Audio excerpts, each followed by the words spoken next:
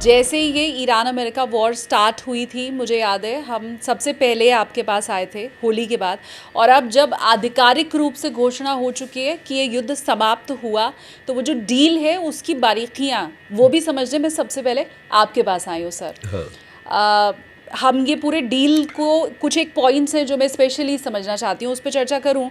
लेकिन हमने हाल ही में देखा कि डोनाल्ड ट्रंप ने मेलोनी के लिए कहा कि फ़ोटो ऑप्ट के लिए वो गिड़गिड़ाई मेरे सामने, वो फ़ोटो खिंचवाना चाहती थी। वो गिड़गिड़ाने शब्द के ऊपर मैं पूछना चाहती हूँ कि ये जो डील हुई है, तो इस डील में कौन किसके सामने गिड़गिड़ाया था?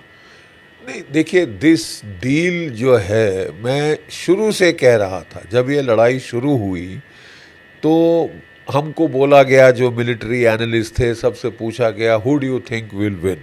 हर लड़ाई के पहले पूछा जाता है कि भाई what is your estimate, what is your analysis वगैरह।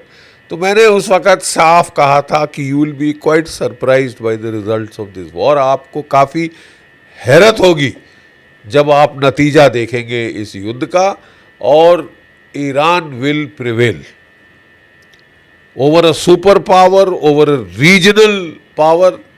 दोनों के पास न्यूक्लियर हथियार, ये बेचारे न्यूक्लियर हथियार के साथ नहीं, 48 साल से इन पे सैंक्शन पे सैंक्शन पे सैंक्शन लग रही है, लेकिन 48 साल से ये इस युद्ध की तैयारी कर रहे थे।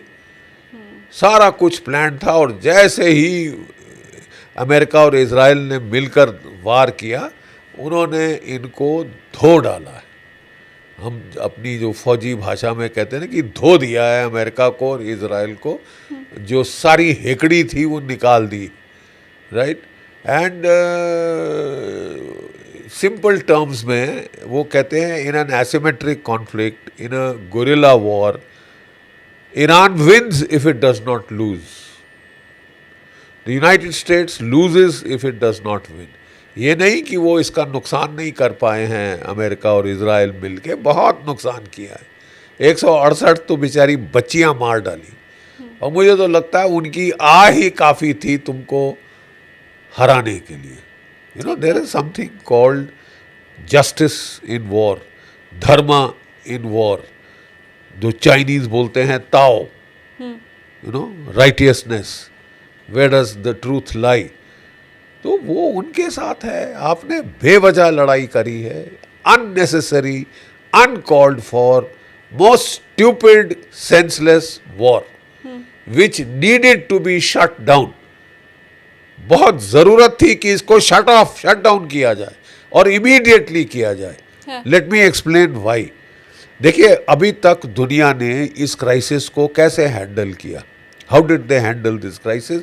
उन्होंने हैंडल किया साहब, उन्होंने जो है आपका जो स्ट्रेटेजिक पेट्रोलियम रिजर्व्स थे उनको ड्रॉ करना शुरू किया। जैसे चाइना ने अपने 40% पेट्रोलियम रिजर्व खर्चा कर दिए, उसने एक्स्ट्रा इंपोर्ट नहीं किया, नहीं तो और प्राइसेस चढ़ती। दुनिया में अगर 40% अपना तेल वो अपने स्ट्रेटेजिक रिजर्व से चीन नहीं लेता तो दुनिया की प्राइसेस आसमान पर चढ़ जाती हैं। अमेरिका ने स्ट्रेटेजिक रिजर्व ड्रॉ डाउन कर दिया है, इंडिया ने ड्रॉ डाउन कर दिया है, सारे एशिया यूरोप के मुल्कों का स्ट्रेटेजिक रिजर्व खात्मे पे आ रहा है। और before it could reach zero, the only way to save the oil flows of the world was to raise the prices of oil, और वो 150 से $200 प्रति बैरल जाती। जो दुनिया की इकॉनमी का रहा सहा रह गया है उसका सर्वनाश हो जाता। We would have hit not just a recession but a depression like in 1928, the Great Depression जिसको कहा जाता है। बर्बाद कर दी जिसने पूरी दुनिया की इकोनॉमी। ये डोनाल्ड ट्रंप और नेतन्याहू की ग्रेटेस्ट अचीवमेंट होगी कि आपने दुनिया की इकोनॉमी का स्वाहा कर दिया। ठीक है, भारत की इकोनॉमी जो कि 7.2% पर एनम ग्रोथ पे जा रही थी, is down to 5.9% the growth rate. आपकी इन्फ्लेशन बढ़े जा रही है, आपकी प्राइसेस ऑयल गैस की तो बढ़ी रही है, फूड प्राइसेस भी बढ़ेंगी, और अगले साल, इस साल अल नीनो होने वाला है। You have hardly seen any bloody monsoon. अभी तक चालू नहीं हुई है, ठीक है। और इसका मतलब combined with this it will create a double crisis. हमको अभी तक इल्म नहीं हुआ है कि कितना बड़ा शॉक लग गया है हमारी इकोनॉमी को। हमारे जो फॉरेक्स रिजर्व्स थे देवर $720 बिलियन ये लड़ाई के पहले, और अब now they are at about $500 billion. तेल की कीमतें बढ़ी हैं, उससे आपके फॉरेक्स रिजर्व्स धज्जियां उड़ी जा रही हैं, ठीक है। और हम, पता नहीं, मुझे बड़ी हैरत हुई, हमने क्यों नहीं करी इस लड़ाई को बंद कराने के लिए कि हमारा दोस्त है इजराइल, अमेरिका हमारा बड़ा दोस्त है। हमारा दोस्त है? Is it a friend? फिर टैरिफ लगा रहा है, कह रहा है 500% टैरिफ लगाएगा अगर हमने रूस का तेल लिया क्योंकि वो सस्ता है, कि 5 गुना ज्यादा तेल हमसे लो, $500 बिलियन हमको इन्वेस्ट करो। मैंने फालतू पड़े हैं पैसे, अपने देश में ना लगाएं, आपके अंदर इन्वेस्ट करें, आपके स्टूपिड हथियार खरीदें। और वो हथियार भी आपने $1 अरब खा दिए हमारे। 4 साल हो गए, 100 इंजन सप्लाई करने थे ये जो तेजस जहाज के, GE-404, आज के दिन कितने तक दिए हैं? 7। $1 अरब खा लिया। अभी उसका इंटरेस्ट ही ले लिया होता तो वो 1.5-2 अरब हो गया होता, ठीक है।